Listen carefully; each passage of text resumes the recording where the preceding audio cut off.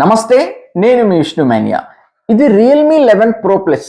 ఈ మొబైల్ నేను ఎందుకు తీసుకున్నాను అంటే ఇది మనకి 200 మెగాపిక్సెల్ కెమెరాతో వస్తుంది. అది మనకి 30K బడ్జెట్లో అయితే వస్తుంది.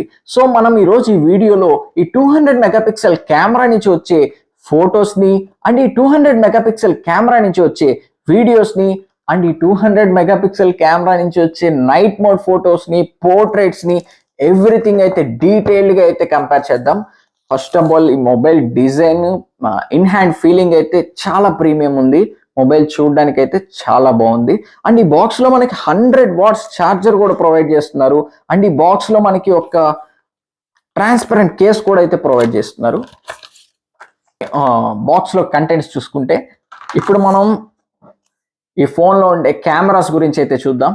ఓకే, ఈ ఫోన్ లో కెమెరాస్ గురించి మాట్లాడే దానికన్నా ముందు జస్ట్ ఒక్క మాట, ఇలాంటి మరిన్ని మొబైల్ రివ్యూస్ కోసం డెఫినెట్లీ మన ఛానల్ అయితే వెంటనే సబ్స్క్రైబ్ చేసుకోండి. ఈ వీడియో మీకు ఏ మాత్రం హెల్ప్ఫుల్గా అనిపిస్తున్నా డెఫినెట్లీ వీడియోని అయితే లైక్ చేయండి. ఓకే, ఇప్పుడు మనం ఈ ఫోన్లో కెమెరాస్ గురించి మాట్లాడుకుంటే మనకి మెయిన్ కెమెరా మిడిల్లో ఉంటుంది. ఇది మనకి 200 మెగాపిక్సెల్తో వస్తుంది. అండ్ దీంట్లో అల్ట్రా వైడ్ యాంగిల్ కెమెరా మనకి 8 మెగాపిక్సెల్తో వస్తుంది. అండ్ దీని మైక్రో లెన్స్ మనకి 2 మెగాపిక్సెల్తో వస్తుంది. ఓకే, ఇదైతే మనకు ఓవరాల్గా ట్రిపుల్ కెమెరా సెటప్ అయితే వస్తుంది. అండ్ పైన అయితే మనకి ఫ్లాష్ లైట్ అయితే మీరు అబ్జర్వ్ చేయొచ్చు. ఓవరాల్గా ఇది దీని కెమెరాస్ గురించి చూస్తే మెగాపిక్సెల్ ఇవన్నీ పక్కన పెడదాం. మనమైతే ఈ ఫోన్ని బయటికి తీసుకెళ్ళి ఈ ఫోన్లో నుంచి ఫొటోస్, వీడియోస్ ఎవ్రీథింగ్ అయితే మనం బయట క్యాప్చర్ చేసి అయితే చూద్దాం ఈ 200 మెగాపిక్సెల్ కెమెరా ఎలా ఉంది అనేది. ఓకే, ఇది వైడ్ యాంగిల్ షాట్. ఇక్కడ ఫేస్ పైన కానీ బ్యాక్గ్రౌండ్ స్కై పైన కానీ కలర్స్ అయితే ఓవర్ సాచురేట్ అయ్యాయి. నేను జూమ్ చేశాను, డీటెయిల్స్ అబ్జర్వ్ చేయండి. డీటెయిల్స్ కూడా నాకు అంత మంచిగా ఏం అనిపించలేదు. ఓకే, ఇది మెయిన్ కెమెరా నుంచి తీసిన షాట్. ఇక్కడ కూడా సేమ్ స్కై కలర్స్ కానీ నా ఫేస్ పైన కలర్స్ కానీ ఓవర్ సాచురేట్ అయితే అయ్యింది. మీరు క్లియర్గా అబ్జర్వ్ చేయొచ్చు. నేను జూమ్ చేస్తున్నాను, ఫేస్ పైన డీటెయిల్స్ అబ్జర్వ్ చేయండి. నాకైతే అంత మంచిగా అనిపించలేదు. ఫేస్ అయితే మొత్తం స్మూత్ అయింది. ఇంకా జూమ్ చేశాను, బియర్డ్ కూడా మొత్తం బ్లాక్ కలర్లో అయిపోయింది. డీటెయిల్స్ అయితే మంచిగా లేవు. ఓకే, ఇది 4x కెమెరా. ప్రీవియస్ షాట్స్తో కంపేర్ చేసుకుంటే ఈ 4x కెమెరాని కొంచెం మంచిగా అనిపించింది. నేను జూమ్ చేస్తున్నాను, ఇక్కడ డీటెయిల్స్ కానీ కలర్స్ కానీ పర్లేదు, కొంచెం బ్యాలెన్స్డ్గానే ఉన్నాయి. ఓకే, ఇది portrait shot.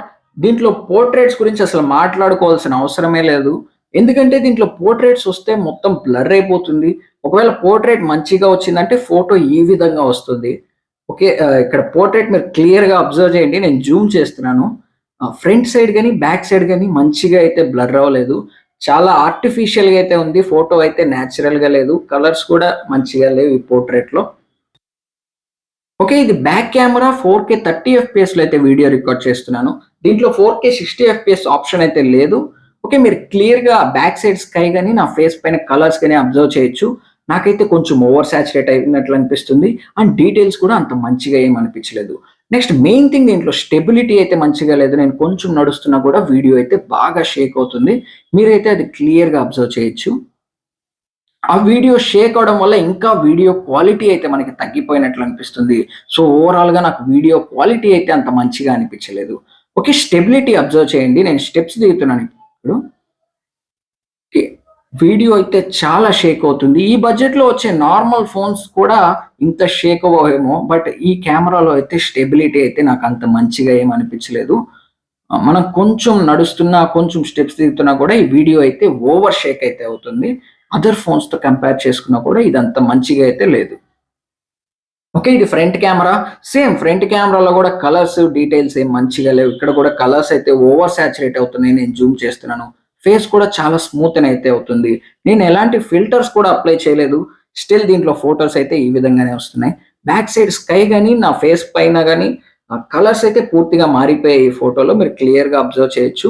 Back side sky blue కలర్లో ఉంటే అది బ్లాక్ కలర్ అయింది. ఎందుకైందో కూడా తెలియదు. ఓకే, ఇది Realme 11 pro plus. Front camera నుంచి 1080pలో వీడియో రికార్డ్ చేస్తున్నాను. దీంట్లో మనకి 4K ఆప్షన్ అయితే ఇవ్వలేదు. వీడియో క్వాలిటీ అయితే మీరు అబ్జర్వ్ చేయొచ్చు. ఓకే, ఇక్కడ ఫ్రంట్ కెమెరా వీడియోలో కూడా మనకి స్టెబిలిటీ అయితే అంత మంచిగా లేదు.